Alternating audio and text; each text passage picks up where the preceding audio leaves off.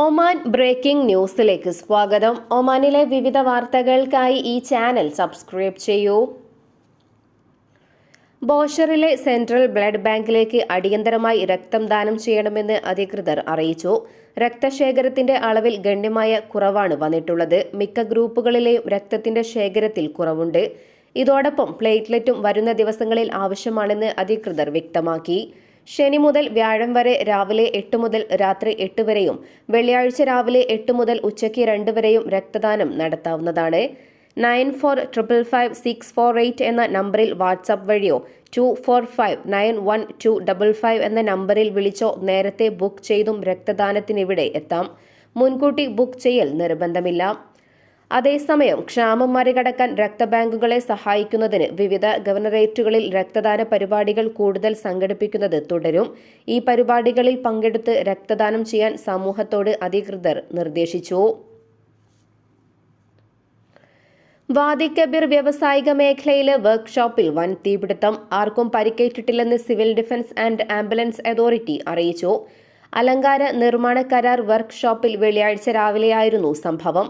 അഗ്നിശമന സേനാ വിഭാഗങ്ങളെത്തി തീ നിയന്ത്രണ വിധേയമാക്കുകയായിരുന്നു. അതേസമയം തീപിടുത്തത്തിൽ വൻ നാശനഷ്ടമാണ് കണക്കാക്കുന്നത്. പ്രദേശത്താകെ പുക നിറഞ്ഞു നിന്നിരുന്നു. ഏറെ സാഹസപ്പെട്ടാണ് തീപിടുത്തം നിയന്ത്രണ വിധേയമാക്കിയതെന്ന് സിവിൽ ഡിഫൻസ് അതോറിറ്റി അറിയിച്ചു. എന്നാൽ തീപിടുത്തത്തിന്റെ കാരണം വ്യക്തമായിട്ടില്ല. മസ്കറ്റ് ഗവർണറേറ്റിലെ ജ്വല്ലറിയിൽ മോഷണം നടത്തി രാജ്യം വിടാൻ ശ്രമിച്ച പ്രവാസികളെ മസ്കറ്റ് അന്താരാഷ്ട്ര വിമാനത്താവളത്തിൽ വെച്ച് അറസ്റ്റ് ചെയ്തതായി റോയൽ ഒമാൻ പോലീസ്. ഏഷ്യൻ പൗരന്മാരായ 3 പേരെയാണ് മസ്കറ്റ് ഗവർണറേറ്റ് പോലീസ് കമാൻഡ് പിടികൂടിയത്. മത്ര വിലായത്തിലെ ഒരു ജ്വല്ലറിയിൽ നടന്ന സ്വർണ്ണാഭരണ മോഷണ സംഭവത്തിലെ പ്രതികളെയാണ് അറസ്റ്റ് ചെയ്തത്. മോഷണശേഷം രാജ്യത്ത് നിന്നും കടന്നു കളയാൻ 3 പേരും ശ്രമിക്കുകയായിരുന്നു എന്നും ഇതിനിടയിലാണ് പിടിയിലായതെന്നും പോലീസ് വ്യക്തമാക്കി. പ്രതികൾക്കെതിരെയുള്ള നിയമ നടപടികൾ പൂർത്തിയാക്കി വരികയാണെന്നും കൂട്ടിച്ചേർത്തു. പ്രവാസികൾ ഇന്ത്യയിലേക്ക് അയക്കുന്ന പണം കർശനമായി നിരീക്ഷിക്കാൻ കേന്ദ്ര സർക്കാർ ഒരുങ്ങുന്നു. ഏറ്റവും പുതിയ കേന്ദ്ര ബജറ്റിലാണ് ഇക്കാര്യം വ്യക്തമാക്കിയിരിക്കുന്നത്.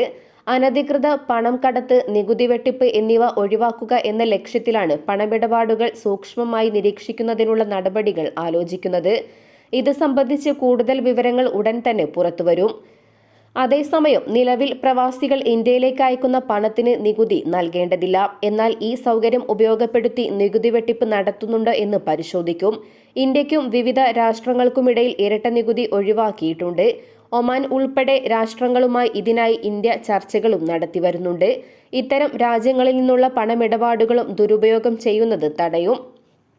നിലവിൽ പ്രവാസികൾ ഇന്ത്യയിൽ നികുതി റിട്ടേൺ നൽകണമെന്ന് നിർബന്ധമില്ല.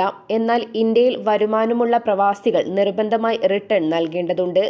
ഇതിനിടെ കേന്ദ്ര ബജറ്റിൽ ആദായ നികുതി നിയമത്തിൽ പ്രവാസികളോടുള്ള വേർതിരിവ് വ്യക്തമാണ്. ആദായ നികുതി പരിഷ്കാരങ്ങൾ സാധാരണക്കാരായ പ്രവാസികൾക്ക് ഗുണം ചെയ്യില്ല എന്നതാണ് വസ്തുത.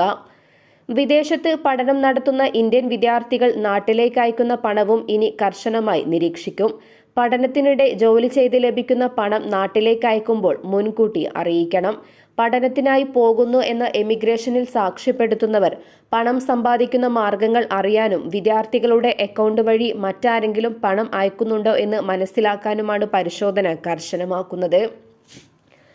അതേസമയം ഡോളറിനെതിരെ റെക്കോർഡ് വീഴ്ചയിലേക്ക് കൂപ്പുകുത്തിയ നിലയിലാണ് ഇന്ത്യൻ രൂപ. 87.95 ആയിരുന്നു ഡോളറിനെതിരെ രൂപയുടെ മൂല്യം.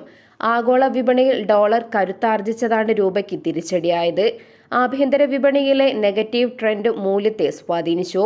പുതിയ താരിഫ് ഭീഷണിയും വിദേശ നിക്ഷേപകർ പിൻവാങ്ങുമെന്ന ആശങ്കയുമാണ് വിപണിക്ക് വിനയായത്. ഇതോടെ ഇന്നത്തെ വാർത്തകൾ അവസാനിക്കുന്നു. പുതിയ വാർത്തകളുമായി വീണ്ടും കാണുന്നതുവരെ നന്ദി, നമസ്കാരം.